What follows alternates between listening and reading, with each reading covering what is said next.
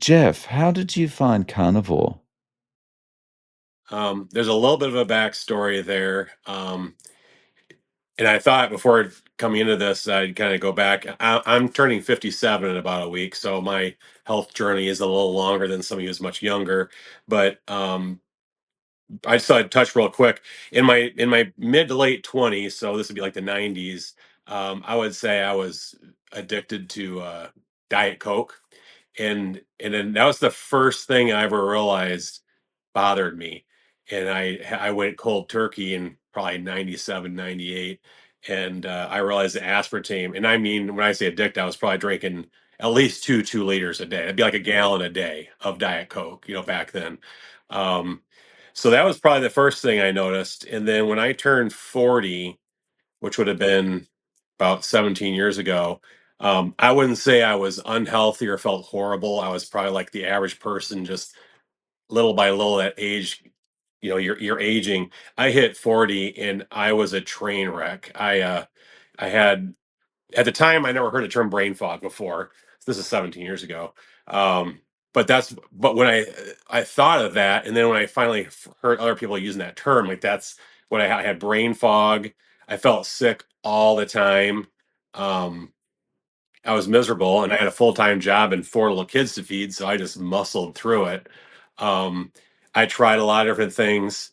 Uh, at that point, there was, nothing on the internet about carnivore or certain things. I did what research I could with the internet as it existed at that time, and I thought it was salicylates, which I can't remember what a salicylate is anymore. But that's when I saw something that had negative effects if you have too much. Da, da, da, that was something. So I did modify my diet, and it seems as if I remember at the time I ate a lot of rice, plain like chicken, plain meats, green beans.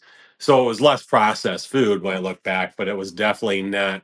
But it didn't ultimately solve it. It was sort of like touch and go, and it was probably because I was trying this and trying that. I tried going gluten free. I remember for maybe a week or two, um, but when I think back, I can't believe waited that long. But it was 6 years before I finally, um, and I'll go through some of the stuff that I think my health stuff. But I started getting prostatitis. I think I'm saying that right. I don't know if you know what that is. Um, One of the most miserable things you can experience as a man. Um, and I found something about gluten that could cause prostatitis, like the proteins or something. And so I decided to completely give up gluten. I was miserable enough to try anything at that point. Um, so I gave up gluten, and instead of doing it like a week or two, like I had 6 years earlier, um, I did it, and it was like after a month or two, I could start feeling better, not sick all the time. And it was really 3 to 6 months of continually just not having any gluten that I wouldn't say I was healthy, like I would say I am even more now. I'd say I'm more healthy now than I was when I went then, but I wasn't sick all the time. I didn't have brain fog. I wouldn't literally, like, I'd be with my kids and feel like I was almost like I could almost see them outside my body. Like it was just the feelings I was having, and I couldn't function almost sometimes. I would get up early in the morning, uh, just to go on a cold walk to get my brain going so I can go to work and provide for the family. But after all that, 6 years, so that would have been 11 years or so ago, I figured out that gluten was the single biggest thing in it. And part of me was glad I found it. And part of it was like, my gosh, I tried that. I just didn't try it long enough. I only did it for like a week or two way back when I turned 40. So at that point, I was 46. Um, I'm going to jump forward to about 6 years ago and again, continue to age. I would have been, what, 50, 51. And again, feeling typical age, not you don't know comparatively how you feel compared to other people, but I definitely felt my age, and I discovered my sister actually introduced me to it. She's she's about 5 years younger than me, but very active, to rucking. I don't know if you've heard of rucking. RUCK, rucking. Um, It's could you basically, explain it? yeah, it's walking with a weighted backpack. It's gotten more and more popular and trendy of late, but I started that about 6 years ago, and so for 4 years I did it off and on, and it was a way for me to get some exercise in a way I liked. But It wasn't really directly tied to diet at all, but it was an activity that I really enjoyed and I got fulfillment out of.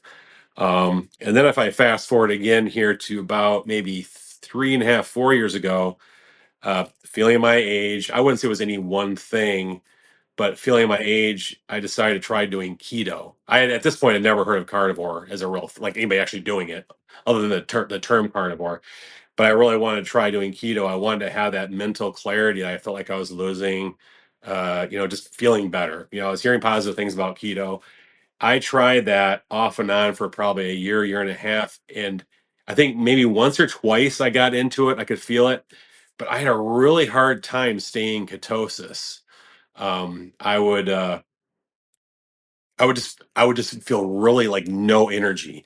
So I remember going on uh my son at the time was doing a lot of volleyball. We were going to a tournament like maybe 4 hours away, and I was just toast. I mean, I just had no energy. I'm on keto. I can't remember what I was eating at the time.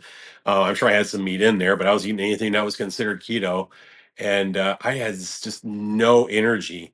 And finally, I've got to eat something. So I had a hamburger at Wendy's, and it was like, bam, I was alive. So I don't know. I don't know why I struggle that much. Obviously, there was plants and stuff in there, but I just could not get into keto. So then again, bumping forward now to about 2 years ago, a little over 2 years ago, um, that particular year, which was 2023, I was going through a lot of anxiety between family and work. A lot of anxiety. I mean, I've had anxiety in the past related to real life issues, but that was a tough year for me. And then I again continuing to feel my age. I couldn't do keto, and I can't remember who I saw first on YouTube, but YouTube is what got me fascinated with carnivore. I just started watching it, and you're around longer than that, right? I'm almost positive you were the ones I was watching initially. Yeah. Just and I like hearing the thing that I was most interested in. This is hearing people's experiences like we're doing here, and that's why I like the idea of what you're doing. It was those stories that as there's no doctor there. It's not, oh, you should do this or you shouldn't do that, or here's a study. It's just literally real people saying, I did this and this happened, or I did this and this went away. And it didn't take me long to really be convinced to try it. I think when I think back, when I think back to who I was watching, it was like Dr. Anthony Chaffee, Dr. Ken Berry, and again the timing gets off but I remember watching some ones where you would interview, and there's another gentleman I can't remember his name. Um, the fact is, I don't really watch a lot of carnivore videos now because I like carnivore. I am carnivore. I don't need that introduction the same way I did then. Now I'm more interested. I think I mentioned in that, when I emailed you, that I'm more interested in now what can you do with carnivore now that you're on carnivore. That's more the direction I'm interested in right now. But yeah, I started doing carnivore, and the funny thing is, technically, carnivore is supposed to be more strict than keto. I found it really easy to just jump right into it. I think I've been trying so hard to restrict this, restrict that, don't have this, oh, I don't have too much of this, and I'm like, oh, it's just meat. Okay, I'm hungry. I have more meat. So it really got kind of it was easy, and I felt like a lot of people. I think I felt some of those benefits almost immediately.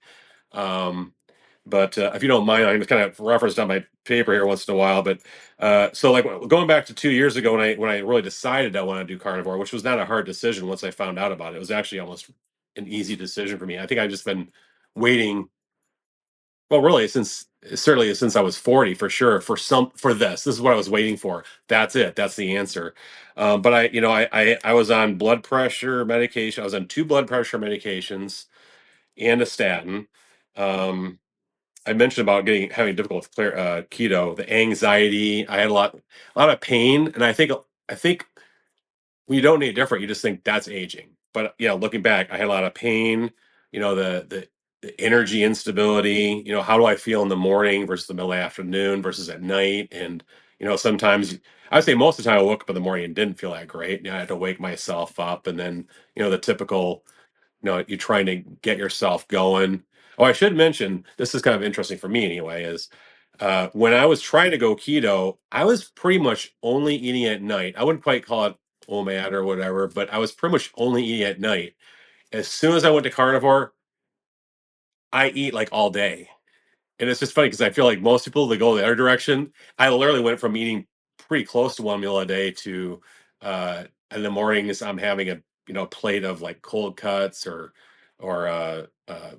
just cooked up chuck roast I made or whatever. And then at the time I ate a lot of eggs. And I would eat all day. I'm at work, I'm eating my breakfast and then my second breakfast and my early lunch, and then I go home and I'll have some meat, but I'm not usually eating a ton of meat at night. So, yeah, side note there, I think that's interesting because I think it seems like most people they tend to eat less. I really less often. I went the other direction. I eat all the time, and this is something I tell myself now is if I'm not hungry for meat, I don't think I'm really hungry, if that makes sense. I'm realizing if I want something, that's a craving. If I want candy or whatever it is, that's a craving. That's not genuine hunger. I really learned to trust my body that if I'm really hungry, I'll want meat. If I'm not really wanting meat, I'm not really that hungry. Um, Yeah, I heard something like that once. It's like mhm. you're not hungry if you don't want to eat a can of sardines. It's like No, I haven't if gotten there yet. I'm not. yeah, but yeah, if you don't want to eat something that's actually carnivore, then Hmm. probably it's emotional or habitual or something like that. Hmm. Well, and there's a lot of things like that, and I will say, uh, over the first 9 months to a year, I was pretty strict. I eat a lot of fat. As soon as I figured out you could have fat, I allow them went to a butter. I don't have that much butter. I love beef tallow. I put beef tallow on everything. So I eat a lot of meat. I fry a lot of my meat. I dump extra beef tallow on my meat. And that's probably also somewhat related to the fact that I've over the last couple of years I've pushed myself athletically. And so I burn a lot of calories. I probably burn more calories than the average. I mean, I know I burn more calories than the average 57-year-old, certainly, but it doesn't bother me. I could eat I mean, I literally sometimes just have broth and then put beef tallow in it. So, um, but anyway, in terms of why I went carnivore initially, it was really that I would say probably the two biggest things were blood pressure, having tried keto and failing, and then the anxiety and the stress. I was just looking for an answer out, and it's not like a diet's the only thing, but at least it was a direction I could go, and I had to really make a decision for myself to sort of. I think this is also as a father. You push yourself as a father to be more than you ever would have been if you weren't a father. And I think I got to a point where I was taking my work and my family so seriously that I was by default not being necessarily as good of a father because I was being so overly serious about it and anxious. Um, but so certainly with the things that the reasons I did carnivore, those all end up being positive outcomes for me. Pain, mental focus. My mental clarity much better, all that kind of stuff. And then, again, within a month or two, there were such dramatic differences. It was very easy for me to stick to the diet. I think the only hard parts for me with the diet, and I'm sure it is with a lot of people who are carnivore, is just the social aspects. At the office and at work, they bring in food all the time. They're used to it now. They just know I'm not eating that stuff. But then my wife and I mean, our time we spend together a lot of times, our quality times is going out for a meal, and that can be hard. Obviously, we don't go to Olive Garden anymore. That's not a place we ever go. That kind of thing. Although I learned you can pretty much find what you want almost anywhere. But I think that's one of the harder parts, and not that I consider it temptation, but fitting it into your daily lifestyle. I think that's probably one of the harder parts. And like I said, I don't go around sharing the fact that I'm carnivore, but how do you get around that if you're going at Thanksgiving dinner and you're only having turkey, So, um, but I will say after about 9 months in a year, I ate meat, a lot of fat, and I found a way to make my own ice cream. And I did that religiously for like 9 months to a year. And then I would say after a year, I started probably like a lot of carnivores. And I've reintroduced certain things to my diet in amounts. um, I think I think the carnivore helps obviously both with energy and anything you might react to in plants and such. For me, I think the main reason I did carnivore was the not reacting to things and not feeling like it's almost like I was allergic to everything sometimes, when you're eating junk. Um, but I think the fun and exciting side of it for me was realizing how much better energy I had, and energy stability, and that's where I started getting into rucking. And I went from, at that point, I've been rucking for 4 years as a hobby, and I had in the back of my mind, I want to try a marathon. And so there's an organization that I follow, and I buy some of their products that are rucking based. They had a race up in Michigan where I live last summer, and I said, I'm just going to make a plan. I'm going to try to do this, and that was the first time I really had discipline for myself to push myself and go do that on a carnivore diet. And I did that. I did a marathon last summer on the carnivore diet. I didn't really think much of it at the time as, hey, this is not a normal thing to go doing marathons when you're on a carnivore diet. It's only now, after about a year and a half, even really, and going to, and I'll get into that in a minute, but some of these other events that I've been doing, and realizing how counter cultural I am in doing events like that, which are usually, they just throw the carbs at you. When you're at a race or any of that kind of stuff, it's carbs, carbs, carbs. But this event was nice in the sense that it is a very different. It's not a typical race where you've got a bunch of stations with stuff. It was really more like it's more from a military background. It was almost like a treasure hunt. So you're pretty much on your own. You eat what you want. They're not bringing food and water. So you're supporting yourself while you're doing it.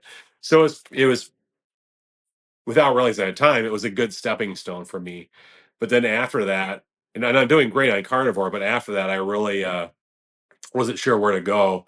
And then I just realized I need bigger goals. I needed bigger goals. So I decided, I found other races that have rucking in them, and I found one in Michigan uh, that would have either a 50 mile or a 50K, which is about 31 miles.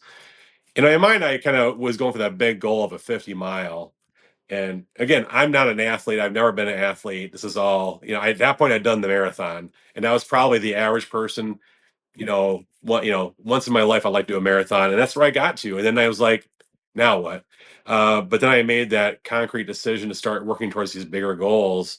Um, and I started doing a lot of rucking, like a lot of rucking. And over the gosh, time starts blurring here. So over last winter, I just basically, I'd go out. It'd be sometimes 3 degrees, 10 degrees, 15 degrees in Michigan, and there's a place downtown where they have a snow melt, and I'd literally just it's a half-mile lap. I would do 10, 12 miles sometimes, just doing half-mile laps there. Um, but I set the goal. I realized as I got closer to that, which was in April of this year, that the 50 mile was probably more than I could do at that point. And in hindsight, yeah, for sure, there's no way. But I did the 50K, and again on a carnivore, and this is where I both love the experience because you get to meet a lot of other people, and in this environment, the first one I did was more almost like it's not like a typical running event. This is like all those typical running events where you've got, people running, you're wearing running shoes, I'm out there with boots on and a backpack. And but I did the 50K, and I without patting myself on the back, I crushed it. I mean, there's not a lot of people that signed up for it, but I absolutely crushed it. And I realized, well, there's something to this, and that's, I think, when I really started thinking more about not just having these goals of these distances, but that carnivore is a sustainable way of having endurance and energy in events like that. Now, I'm 57, so I'm not necessarily the best test in terms of somebody who's younger as an athlete, but certainly for some of my age, I'm like, yeah, I think people were surprised sometimes at what is possible, because it's just, I feel like on all this stuff, I'm kind of getting sideways between the diet, my age, and I'm rucking. And rucking is kind of new, and you're around all these people that run, and they're all in their running shoes and and all their gear, and it's awesome. They're all cool people. Most of them are younger than me. There's a few older people, but I'm out there with a backpack on and boots, and it's just a different kind of a dynamic when I'm coming into these. So I did that event. That was a big turning point for me. I kind of went back again, like, hey, now what? I did a shorter event a couple months later. This is where I really started even thinking more about carnivore, and the and more endurance side of it that I think I mentioned to you before. Um, on that race, when you're doing these kinds of events, your stomach can be an issue to a degree.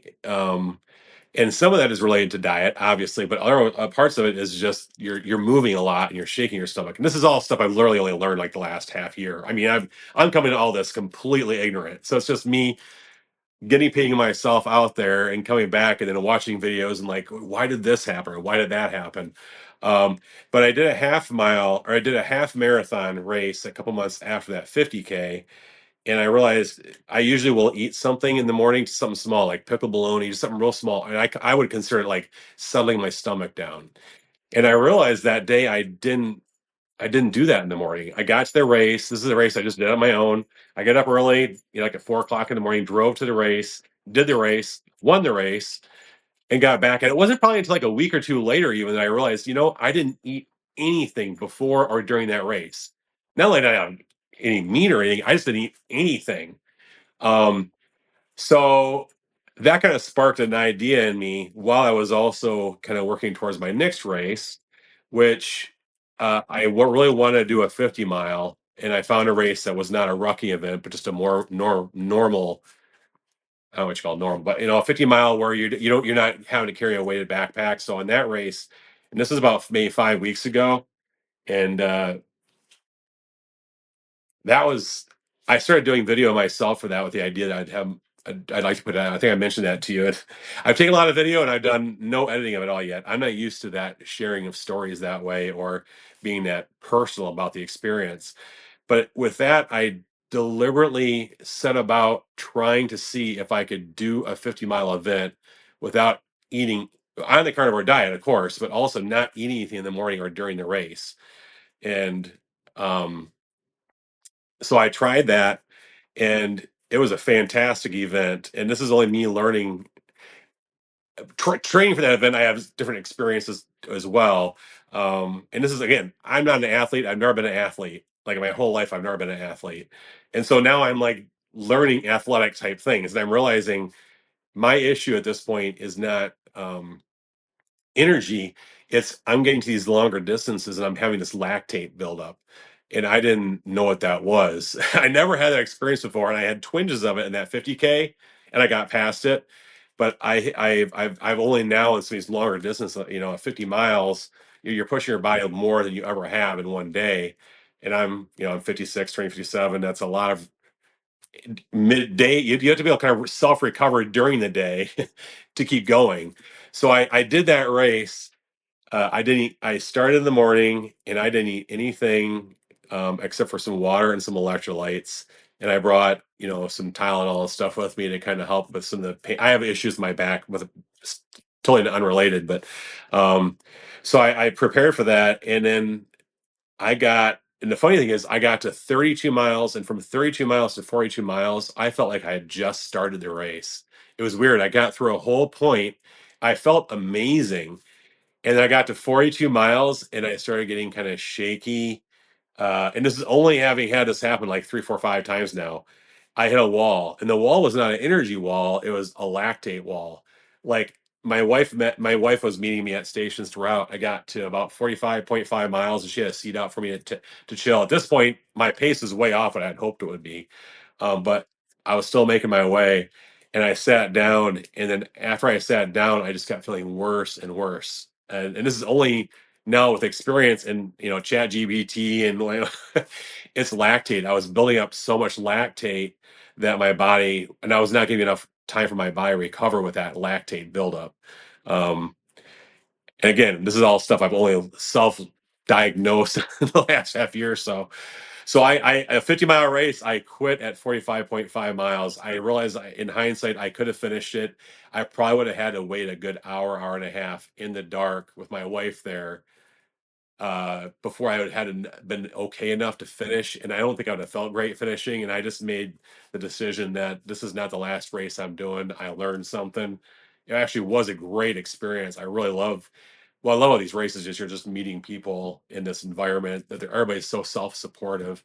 So I did that race as a test for myself and just as a guinea pig.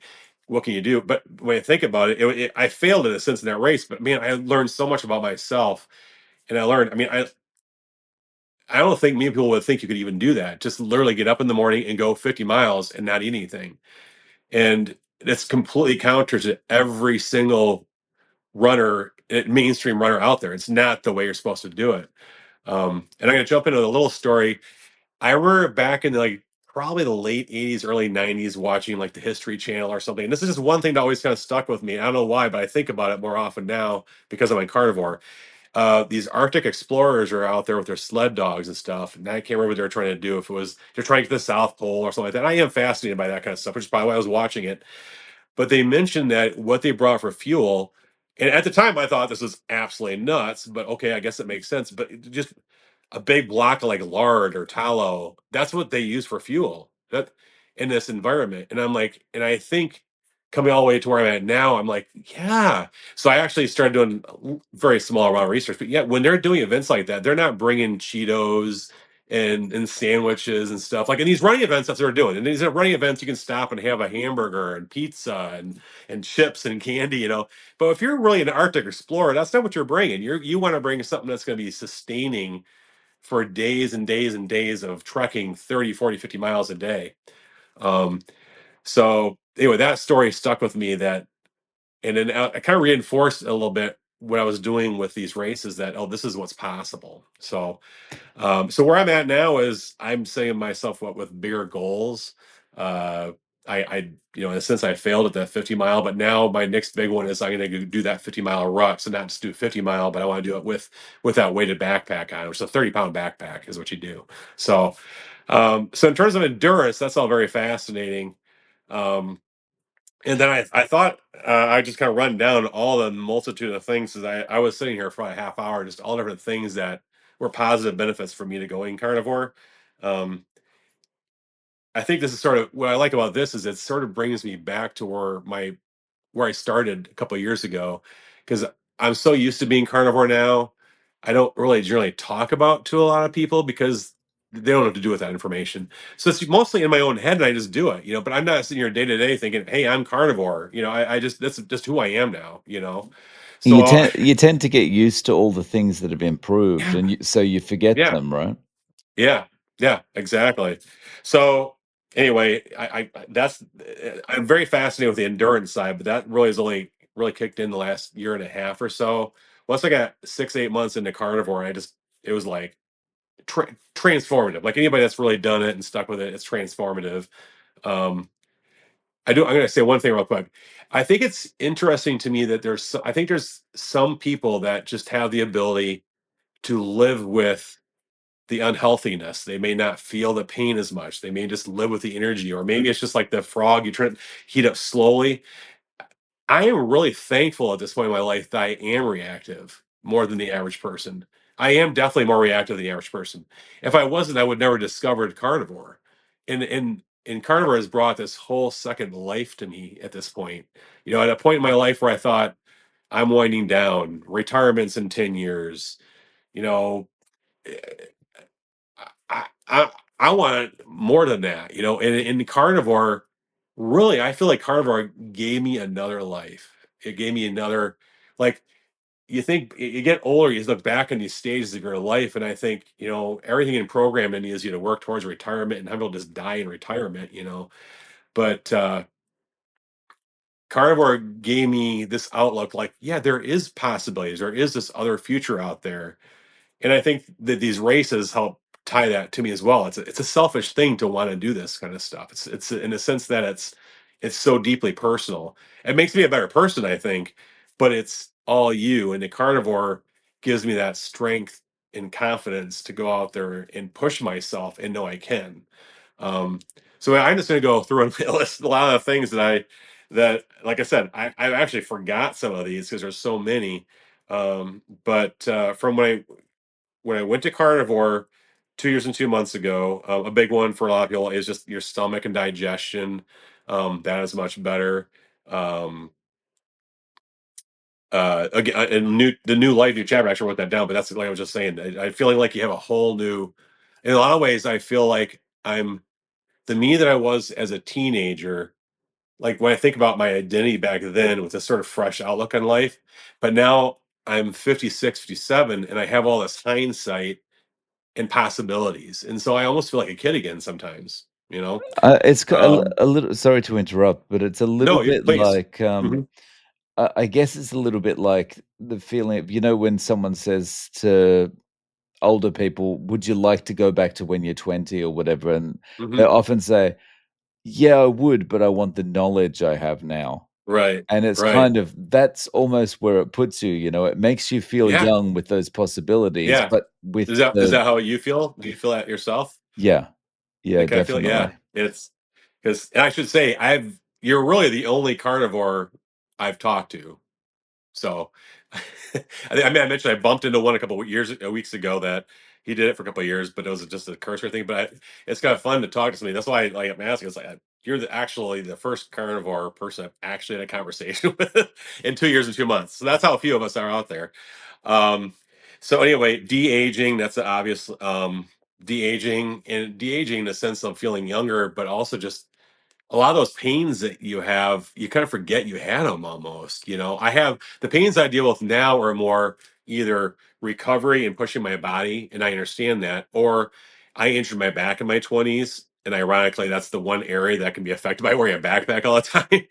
So I deal with that. And it is better than it would have been if I wasn't carnivore, but it's something I have to fight with. But I don't have the aches and pains. Like before carnivore, my knee all of a sudden, oh my God, I mean, I remember concretely, I think like 3 years ago, I just bent down, got up, doing something in the yard, and my knee was gone. I'm like, oh my, I'm gonna have to have surgery, and it did get better. I didn't have to have surgery, but I don't have that. It doesn't happen anymore. I don't have like ligaments and pulling muscles, and it very rarely happens. I mean, if I'm injuring myself, it's usually because I just did something stupid, like like kicking something or but I don't have the aches and pains.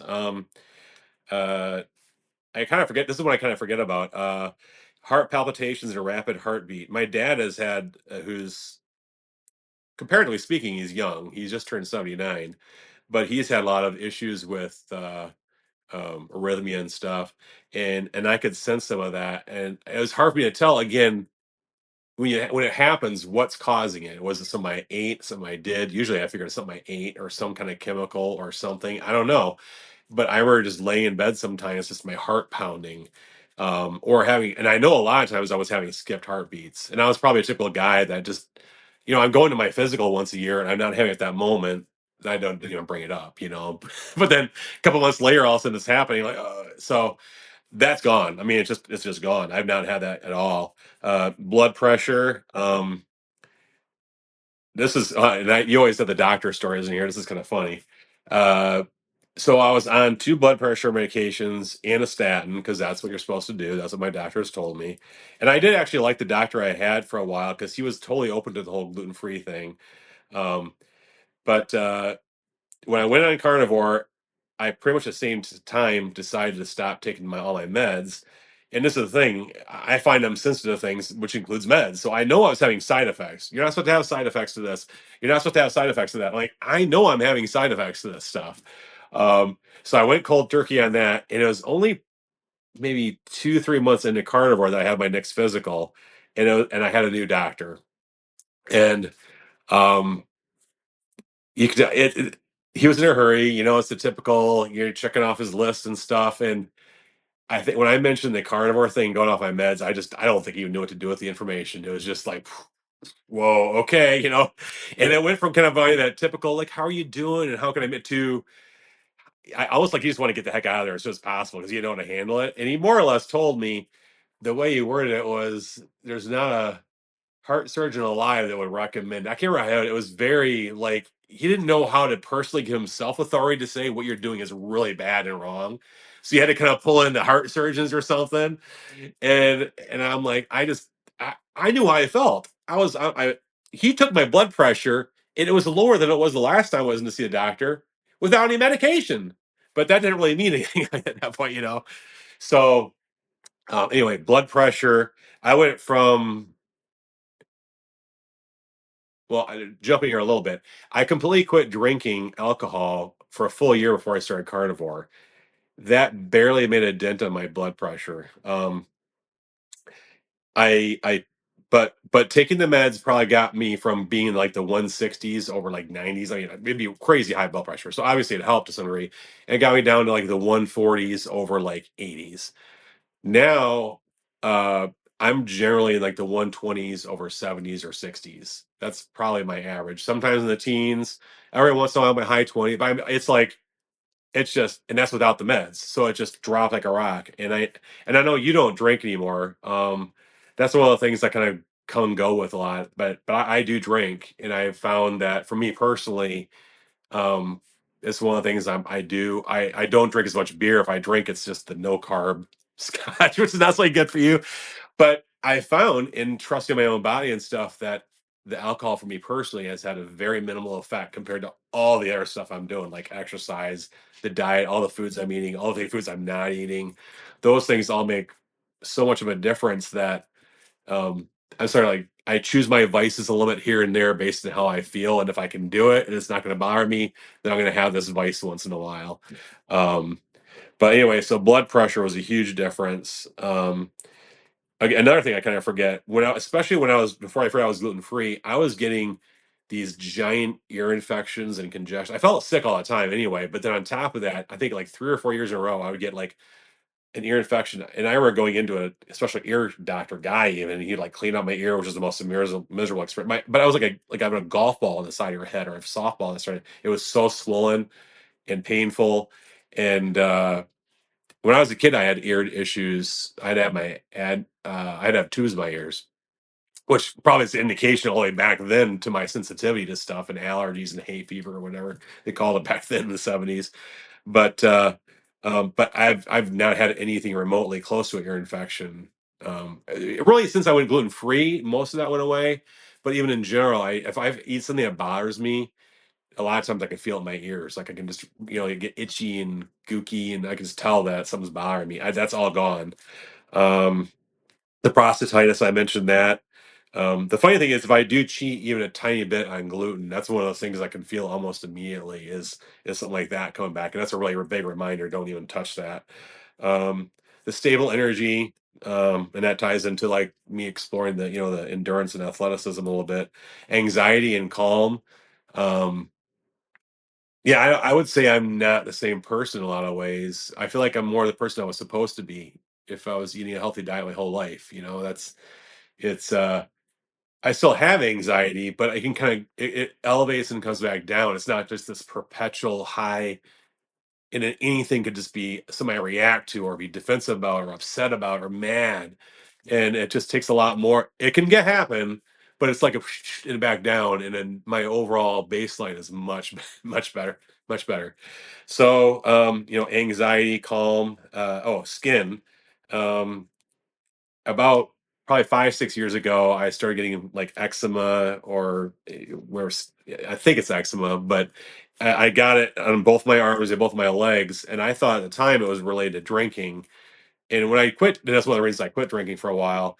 It did improve some, but it didn't really go away. But I've noticed that, and it does take a while for this to go away. But after 2 years and 2 months, it's just sort of little by little by little, I see all of it healing. I have a tendency to pick at scabs and stuff, which doesn't help. So if I feel dry skin, like even now, if I feel a little bit of spot where I know I've had it, I'll just start picking at it for no reason. So I've learned to really push myself to not, and it helps actually because what I do is I just put beef tallow on anything that's a skin issue. I just put beef tallow on it. I use like lotion liberally 2, 3 times a day, and it gives me a different physical activity to do than picking at it. But that is almost gone from what it was. And it was so bad. I mean, it was like broken up because the blood vessels and red and swollen and scale. It was bad. I didn't ever go see a doctor for it because it was just getting to that point where I probably would if I hadn't gone carnivore. Um, Typical, I don't really burn in the sun. My wife's perpetually telling me I need to put sunscreen on. I'm like, I don't feel like I need it. I mean, this is not a medical recommendation not to use sunscreen, but I don't ever use sunscreen, and I am out, and you can see I have no hair. I'm out there all the time, and I don't get burned. And I'm outside far more now than I ever was, 10, 20 years ago. I'm outside all the time, And Michigan is not the sunniest place in the world, but in the summer, I'm out there. I'm probably 10 or 15 hours a week at least out in the sun in the summer, and I don't ever get anything close to a burn.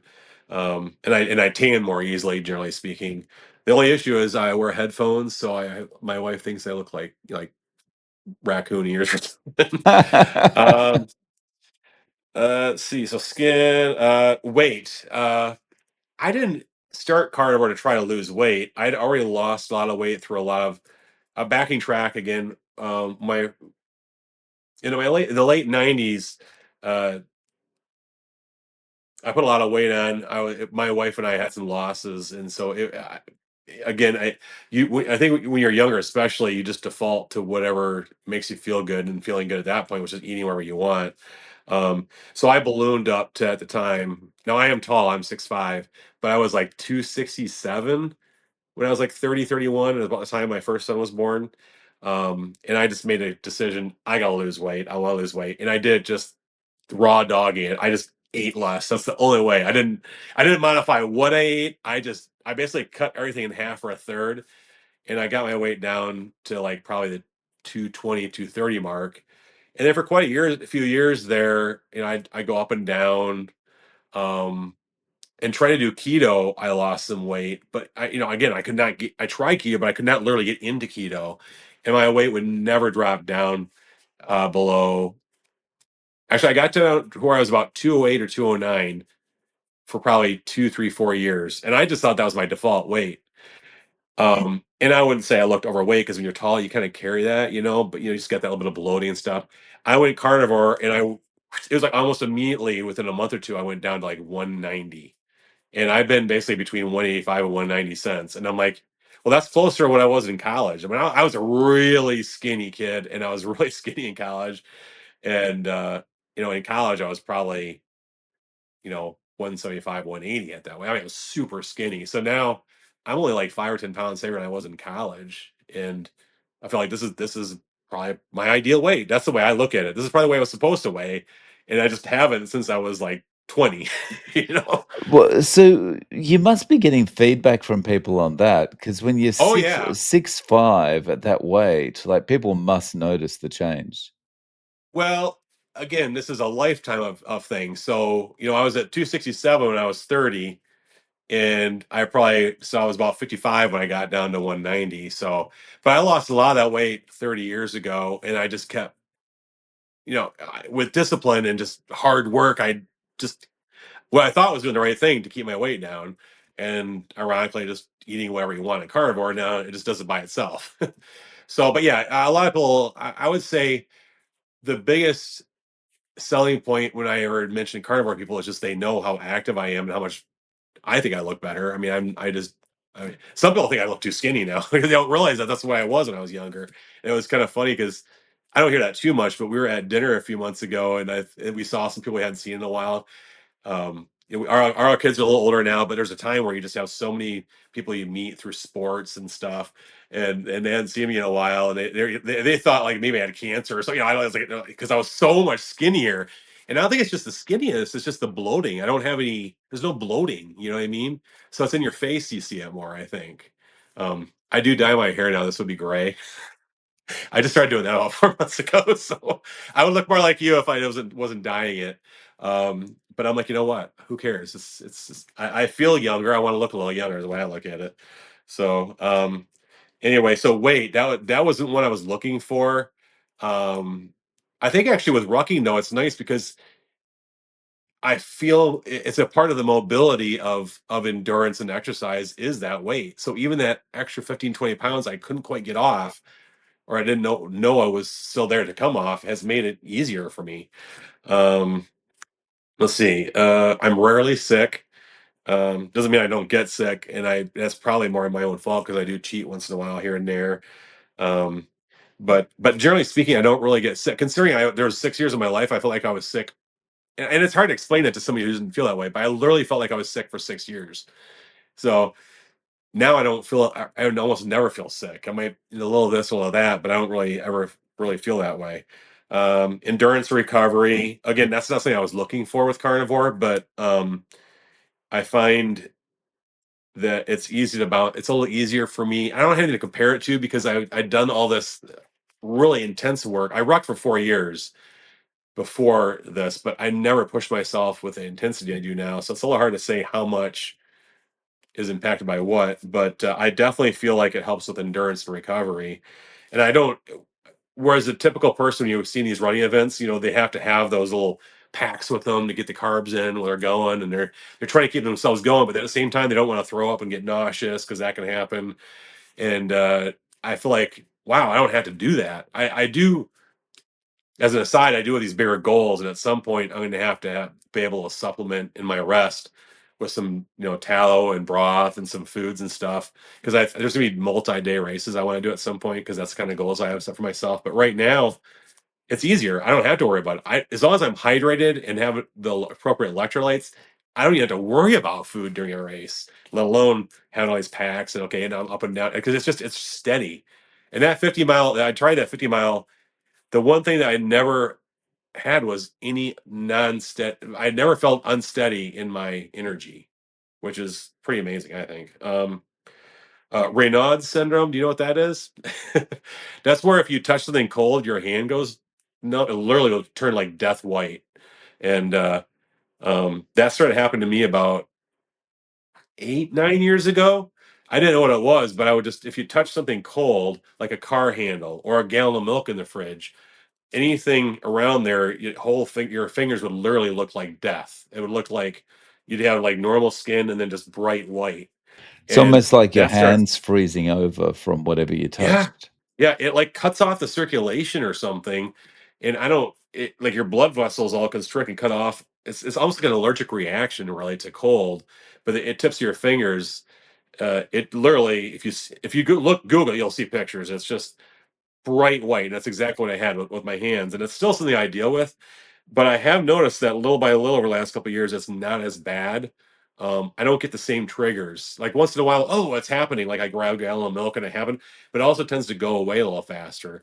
Like before carnivore, I might like I'm trying to ruck and train my rucking in cold weather. That's been my issue is my hands actually. I could be out there for anything, and my hands of all things is the one issue I have with, because you don't want to walk around with just a light jacket and you got these giant gloves on. That's what I was kind of doing at some point. In fact, I remember being at a baseball game and I was a coach, the kids, and I'm and there, it's just spring weather, normal spring weather, and I'm like, I might have even been in shorts. I can't remember, but I had gloves in my hand, and I think it looked ridiculous. I'm like, I'm trying to explain to them, yeah, if I just touch something cold, I might also trigger that. But that I wouldn't say it's gone. I would say, especially the first year, I don't think I know as much, but I think just continual diet and that continual healing that happens from being on a diet, I've noticed it doesn't happen as often, and when it does, it's not as bad. So it's not gone, but it's much better. And I'm really happy about it too because it was almost debilitating to set a goal of myself. Hey, I'm gonna go walk 12 miles in the cold, and I'm sweating here, and my hands are frozen and numb. That was it's very I figured out how to do things. Oddly enough, I wear fingerless gloves, and then but I go up my arm a little bit so I can keep in my pockets, and I can because once my blood's going really good, it doesn't happen. But initially that trigger is really frustrating. Um, let's see temperature tolerance, which again for rucking is nice. Is that I don't find heat or cold bother me as much as they used to. I would say overall, I actually prefer cold more now, which is oddly enough. I think when I was younger, I would say I would prefer the heat, but as I'm getting older and when I'm exercising, you can always layer when it's colder. So like in fall here in Michigan right now is like my favorite time of year. It's 50s, 60s. It's just absolutely gorgeous. But the temperatures don't bother me as much, hot or cold. Um, I don't smell much anymore. I probably shouldn't say this out into the world. There's a lot of days I just don't shower every other day. I mean, I've showered religiously every day in my life from probably when I was told I really have to at 15, 16, and I didn't want to, but I started doing it up until maybe in a half a year ago. Unless I was sick and in the hospital, I was not missing a shower that day. And now, yeah, I don't need, I'm fine. I'm good. So I put on clean clothes and I'm off for the day. It's kind of weird, but I think how much is taking a shower related to the fact you just trying to get the smell off yourself, you know? Right. You know? I remember when I first moved to Japan, and in Japan, people have a bath at night before they go to bed, and then they wake up, Mm, get dressed, and go to work. Like they wash their face uh-huh. or something, but then they go to work. Right. And I was always like, how can people do that? I need to have a shower in the morning, Right. or I feel Right. disgusting. But Yep. since I've been on carnivore, I'm like, oh yeah, it wasn't that I needed it wasn't that I needed a shower. It was that Right. I was stinking. Yes. Well, and there's the wake up aspect of it too, which you think, how you take a shower to wake yourself up, right? But with carnivore, I feel like I'm up. Okay, I'm up. I'm up now. I don't need to be waking up. I'm not like it's not these layers and layers of having to get yourself going in the morning as much. So, which I didn't write it down, but that's really part of that. Um, Cravings. This is kind of interesting because I think I was really religious about my diet the first 9 months to a year. It was literally not to say I didn't cheat because I've never been lion diet, da da da. But it's like pinpointing here and there times where I might have a little something when I'm out with my wife or something. But the more time has gone on, I don't really crave. I don't crave sugar. I don't really crave the pasta. I don't like my actual cravings themselves have changed. And if anything, now if I'm craving something, if I'm not craving anything, and I think I want to eat something, I just try to wait a little bit. It's oh yep, now I'm hungry and I want meat. It's like to me it goes back. If I'm craving something, I'm not really hungry yet. It's just some old part of my brain saying you want this or you want that sugar spike or I never really been into fruit, so it was easy for me to give up that. But um, I should say when I was growing up, my favorite foods were pasta, mashed potatoes. I mean, I was carb city as a kid. When I think back to my macaroni and cheese, I mean, I doubt anybody has eaten more macaroni and cheese in their life than me. At least, certainly up until the point I was like 40, 45 years old and still making it with the kids. Now I never eat it. On the eating front, like you're Mhm, eating, you mentioned you're eating throughout the day, so you mhm. don't you don't really have a set kind of I have these meals. It's just like when I feel hungry, I eat. Pretty much. This was interesting during that race because during that race, I would normally it started like 7:30 in the morning. It got to about 10, and I'm like, because I was actually trying to pay attention. Can I do this without eating? And I'm like, but I was feeling some hunger, but I realized it was just my body knowing that usually I'm eating something at that time of day. So my body actually has gotten conditioned to the point where it knows by 9, 10 o'clock I'm eating something meaty and fatty.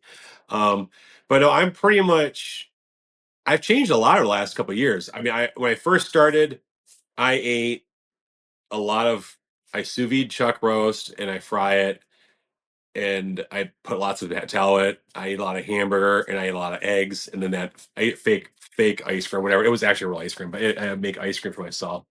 But as time has gone on, I've gone through different phases. I think I've gotten a little sensitive to eggs. I think having I never ate that many eggs in my entire life until I went carnivore. And I think at some point now I was having so many eggs, I think I was getting a little sensitivity to that. Um, and eggs aren't so important to me that I can't just take it out and eat more meat. So, but no, I'm pretty organic. I think it helps just having a steady, as long as I maintain myself to have enough of the right things and just make sure they're on hand. I went through a pickle bologna phase, and I think I got sick of pickle bologna because I haven't been eating it. I got a big thing in the fridge, but I went through a phase like, oh, this is something I can have. Um, but no, I mean, I like if I go to work, I just try to make sure I've got a big enough bowl of some meat that I can just warm up in the microwave and I eat at my desk, and I might go back and tap into it a couple times more during the day. um, I eat a lot of hamburger. I eat a lot of hamburgers. Um, I do like chicken wings and stuff like that, so I eat that kind of stuff. But I'm pretty organic in the way I eat. I think, but again, I don't have weight as an issue for. Is there weight is almost a complete non-issue now for me. So I just if I want to eat, I eat. If I don't want to eat, I don't eat. And And like it's funny because I actually forgot my bag to take to work last week. I always bring a bag, and I've got like my headphones. I work at lunch, so I bring my headphones and I got food in there to make. I totally forgot it one day, so I did actually had to run out, and all I did was go to Burger King and get like a double Whopper, no bun. It's like that was my lunch, just to have, and because I was hungry, and I needed something. So yeah, I'm very organic about what I eat, and but it's most of what I eat is the same 4 or 5 things, and doesn't really deviate too much. But I do say though, I don't want to hide. I 2 or 3 times a week easily, I'm cheating on something here and there. I might have a salad. I do have French fries once in a while. I do love the fact that there's some places now that do French fries and beef tallow. Um, so I do cheat sometimes. I don't even really have to do with cheat because it's choice. I choose to have foods that I know I'm not going to react to. Like if I have French fries, they're not going to bother me. I don't get taken out of keto. I can still go do all my rucking. So I'm not going to start eating French fries all the time. But if I have a French fries with my hammer while my wife once in a while, it doesn't affect me. So, but that's me understanding my own body. I think that's a big part of carnivores itself is that elimination aspect and understanding what does bother you. Um, so, does that answer your question? Yeah. So based on the experience you've had, if, someone, a friend, relative was talking to you about them wanting to try carnivore, would you tell them to transition in slowly or just rip the Band-Aid off and jump in? That's a tough one. The biggest, I mean, the most important person in my life outside of my kids is my wife, and I've pushed her to be carnivore because I know the benefits, and she does eat a lot more meat. But I found the biggest thing I can do is just be who I am and be honest about it. I don't push it on other people. Um, I mean, we have a vegetarian in our office. I never once even remotely thought, don't eat that, eat this instead. That's not my personality anyway. It's kind of like politics and religion and stuff. It just, there's a point where food is personal for people. Their favorite foods are personal. So I don't, but if somebody asks me, I think people's biggest issues would be the addiction side of things. And I didn't have that problem, I think, because I'd taken my process to get to where I was 2 years ago at 55 was 15 years of figuring out diet elimination. So by the time I went carnivore, it was like I told you, it was easy for me. I think if you're going from a processed food, eating lots of junk all the time, and all of a sudden start doing it, honestly, I don't I wouldn't recommend one way or the other. I'd probably say try to go a little gradual. Just take all the junk first and just introduce some more meat, healthy meats in there. And then hopefully you start feeling better and then you can keep going down that path. Um, but yeah, I don't really talk to people about it too much just because they don't know how to do with the information. And I found that most people they don't want to be told what to eat, they don't want to be told how to, like anybody else. They don't want to be told that. So to me, I'm trying to be and that's why I like going on here is I can share it with people that might actually have interest in my experience. Um, but yeah, I think if I were to recommend it to somebody, I'd say probably transition into it over a period of a month or two, maybe. You got your whole life. I mean, it took me 15 years to get to that point before going cold turkey. So in a sense, it took me 15 years to transition to carnivore. I didn't really do it overnight. It was just that final little switch that went off for me. So Yeah. does that answer your question? Yeah. Um, so, Jeff, if people want to reach out to you, how can they get in contact with you? You mentioned you've got videos. Do you have a channel? Well, no, not yet. I still work full time, and rucking is really important to me, and these races are really important to me. But I do like the idea of being able to share things. So I hope to have a YouTube channel soon that is, and I guess the term I'm using is walking carnivore is the kind of then it would be the name of my channel if I can get to that point because I feel like I carnivore I came in sideways. Well, everybody does because nobody does carnivore. And then I feel like with my rucking and endurance and really being 56, 57, and really at this point in my life deciding, hey, I'm an athlete now. Um, I came into it sideways, and there's not many people I can talk to about carnivore, and there's not many people that like I don't know anybody else that really rucks like I do either. You know, it's like I'm kind of my own little thing out here doing my own thing. So the only way I can share it is to go on in a situation like this where I can share it more publicly. So I guess I would say if you look up walking carnivore, hopefully you'll see some videos from me here soon. But I work full time and I probably ruck a good 15 mile hours a week, you know, and then you want to have your other, and I like my hobbies and stuff. So it's hard to do everything, you know, but I do think in my semi-retirement, I love the idea of being able to be more tied into communities like carnivore and I personally think when it comes to like endurance and stuff, I really wonder what if somebody was in their 20s and tried doing it? You know what I mean? Because everything in the world of nutrition and everything in the world of athletics is carbs, carbs, carbs, carbs, carbs. All of it. And it'd be so interesting if somebody who generally was athletic, like from the start, you know, a high school athlete or a college athlete, and they started that way. I know Dr. Anthony Chaffee has mentioned playing rugby and how much it helped him with that. That's the only time I've ever seen anybody really talk about carnivore and sports or anything like that. But um, yeah. So anyway, walking carnivore, in theory, will be a YouTube channel coming to a YouTube channel near you soon, hopefully. Awesome. Well, Jeff, thank you so much for coming on and sharing your story. I really appreciate your time. And thank you for your channel. I mean, it like I said, it definitely was an influence on me, and it's the stories that you hear from people that I think you're not going to hear these stories from the doctors. You're not going to hear from the nutritionists. It's just real people having real experiences.